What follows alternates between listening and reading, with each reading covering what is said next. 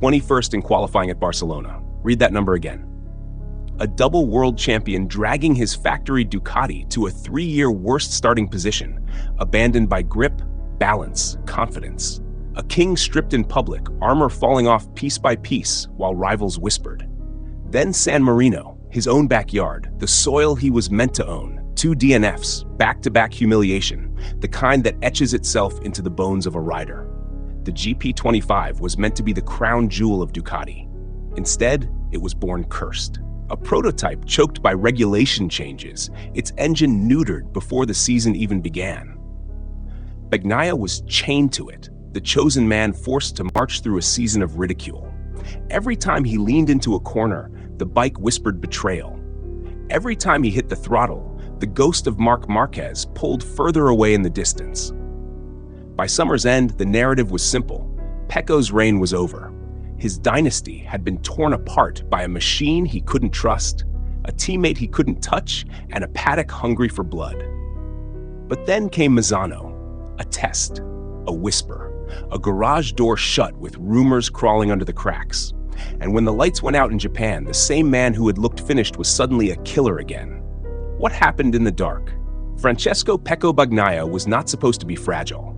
He was born to be the heir of Ducati's resurrection, the poster child of Italian speed, the man who ended a 25-year drought for Bologna. Double world champion, cold-blooded on Sundays, the clean assassin who could keep the Desmo Sedici under his skin when others shook like amateurs. But MotoGP doesn't care about fairy tales. It burns them. The scars started early in 2025. Testing in the winter revealed what everyone feared, but nobody admitted. The GP25 was a half-finished beast. Ducati had designed it around an engine concept they were forced to abandon by mid-development. The skeleton of the bike was left without a soul. Pecco complained of no front-end feeling, no confidence on braking, no way to bend the Ducati to his will. For a man who lived on the edge of grip, it was like asking a sniper to shoot blindfolded. Meanwhile, Marc Marquez arrived in the factory box, and the ghost of fear spread. The Spaniard was riding like a man who had been chained for half a decade and finally found a key. Every Sunday, the scoreboard told the story. Marquez the dominator, Pecco the shadow. By the summer break, Bagnaia's legacy was collapsing in real time. Barcelona's qualifying disaster wasn't just a bad day, it was the system laughing at him. 21st on the grid, behind men who had no right to see the back of his leathers. San Marino was worse. The home race, the sea of red flags, the fans waiting for deliverance. And Pecco coughing blood, not once, but twice. Both races ended in the gravel. The betrayal wasn't only mechanical. Inside Ducati, whispers grew louder. Was Gigi Dall'Igna prioritizing Marquez? Was the GP25 built in his image, leaving Pecco as collateral damage? Bagnaia himself was forced to swat away rumors like flies, that he wanted to return to the GP24, that he no longer trusted the project, that Ducati's golden boy was suddenly expendable. The villains lined up, his own factory, gambling on politics, his teammate, eclipsing him with ruthless brilliance. The bike itself, a treacherous partner dragging him into the dirt. And yet, myths are not born from easy seasons. They are born from collapse, betrayal, humiliation, and the fire that follows. Pecco had one last card, Misano, the post-race test. His words were polite, cautious. He spoke of different items, of things from the past. But behind closed doors, something darker played out. Long meetings with Gigi, long faces in the garage.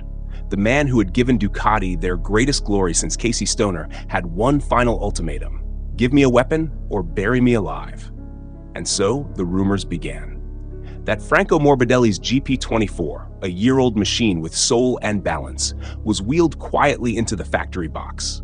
That its chassis was blended with the GP25's engine, creating a hybrid outlaw not meant for the rulebook. That Ducati, desperate to save their champion's face, played dirty. Pecco denied it. He laughed. He said no bike was swapped. He only admitted to using items from the past. But in racing, denial is often confession dressed in another suit. The Misano test was the turning point. That's where the whispers grew teeth.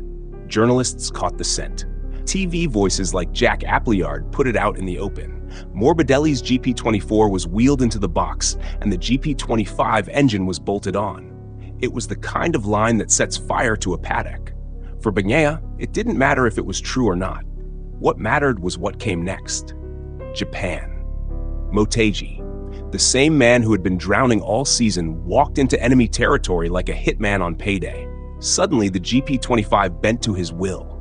Suddenly, the front grip was there. The braking was sharp. The balance was real. In qualifying, he delivered a pole lap that was both a record and a warning shot. On race day, he didn't just win, he dominated. Twice. Sprint and full race, both murdered with cold efficiency. The paddock stared in disbelief. How does a man go from 21st on the grid, from crashing in his own house, from begging for answers, to absolute control at Motegi? Stats are never innocent. In MotoGP, numbers are blades. From 21st in Barcelona qualifying to pole in Motegi, that's not improvement, that's resurrection. From double DNFs in San Marino to double wins in Japan, that's not recovery, it's a heist. When confronted, Pecco's words dripped with contradiction. "I am very happy but very angry," he said after the race. Happy to finally ride like himself. Angry that it came so late. Angry that the weapon he needed was hidden until the season was already lost. The lines could be tattooed on a wall. The greatest insult is to realize the weapon was always there, but they chose not to hand it to you. That anger wasn't aimed only at fate. It was aimed at Ducati itself. The rumor machine didn't stop. Bagnaia kept saying no bike was swapped, only that some items from the past were used. But those words were enough to fuel the suspicion. What items? How many? From whose bike? Why now? And why did they work instantly, like magic? It didn't matter what the truth was. In war, truth is just another corpse in the dirt. What mattered was the spectacle. The comeback wasn't clean. It was stained, suspicious, dripping with gasoline, which made it all the more cinematic. Motegi wasn't just a win. It was a statement of war. A resurrection written in bold letters, like a man breaking out of his coffin with fists still swinging. Rivals felt it first. Marquez, still dominant, now had to glance sideways. Jorge Martin, already suffocating in Ducati's internal politics, watched another storm rise. The paddock, once united in pity for Bagnaia, now turned nervous. A rider this angry, this suspicious, is the most dangerous kind. Stats turned into blades again. Before Misano test, 0 poles, 0 wins since spring. After Misano test, pole plus double Japan massacre. 1 week. That's all it took for the narrative to flip. The psychological war exploded. If Bagnaia could suddenly find this form, then what was Ducati hiding all along? Did they handicap their double champion for the sake of engineering pride? Did they gamble his legacy away to make Marquez shine? The questions cut deeper than the victories healed. On track, Pecco rode with a new violence. His corner entries were sharper, his exits ruthless. Every overtake looked like revenge. Every lap time was a bullet fired at doubt. But beneath it, paranoia bubbled. If this weapon could appear overnight, could it vanish the same way? Was Ducati loyal, or had they only fed him just enough to shut him up? Repetition sharpened the knife. Betrayal in Barcelona, humiliation in San Marino, resurrection in Japan. 3 beats, 1 story. A king broken, a king reborn, a king who no longer trusts his throne. The war wasn't only on asphalt. It was in press rooms, in garage corridors, in late-night whispers between engineers. Ducati's denials grew more desperate. Pecco's cagey words only fanned the flames. Every headline screamed suspicion. Every rival smirked. And Pecco? He didn't care. He had fire in his lungs again. He was ready to kill reputations, even if it meant dragging his own into the shadows. Victory tastes different when it's laced with suspicion. At Motegi, Bagnaia didn't just win. He sat on the throne again, if only for a weekend. The double crown of Sprint and Grand Prix ripped back from the hands of despair. But even as he lifted the trophies, his face betrayed the truth. The smile was thin, the words bitter. "I am very happy, but very angry." That line alone is enough to summarize his 2025 resurrection. A man who tasted glory but felt poisoned by the delay. A man who knew the crown was his, but couldn't shake the feeling it had been stolen, hidden, and then thrown back to him only when it suited others. The paranoia didn't fade. The whispers kept buzzing. Morbidelli's ghost bike, the GP24 chassis, the forbidden swap. Whether real or imagined, the suspicion clung him like smoke. And yet in cinema, the crown scene is never about purity. It's about spectacle. The audience doesn't care if the king stole the throne. They only care that he sits on it with blood dripping from his hands. Bagnaia's Japan weekend was that moment, a coronation written in gasoline and doubt. Quote it forever: "Victory tastes like gunpowder if you know it's stolen." Legends are never clean. Rossi's 9 titles are stained with politics. Marquez's dominance is shadowed by Honda's favors and Ducati's doubts. Bagnaia's 2025 resurrection now joins that lineage, a crown that shines but flickers with ghost fire. The comparisons are inevitable. Against Rossi, Pecco looks fragile. Against Marquez, he looks like a man fighting shadows. But greatness isn't measured in purity. It's measured in scars, betrayals, suspicions, and the fact you keep walking into the fire anyway. Was Motegi proof of Bagnaia's genius?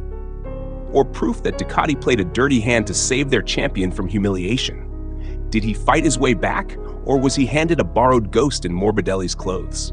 The truth may never matter. What matters is the myth. And the myth now says, Bagnaia is not dead. He is not finished. He is not buried. He is a man who went from dirt to throne in a single week. A man who fought his own factory, his own bike, his own paranoia, and came out with trophies, dripping oil and suspicion, because no legend deserves mercy. Every crown in this sport drips oil and blood. The only question is, whose fingerprints are left on Pecco's?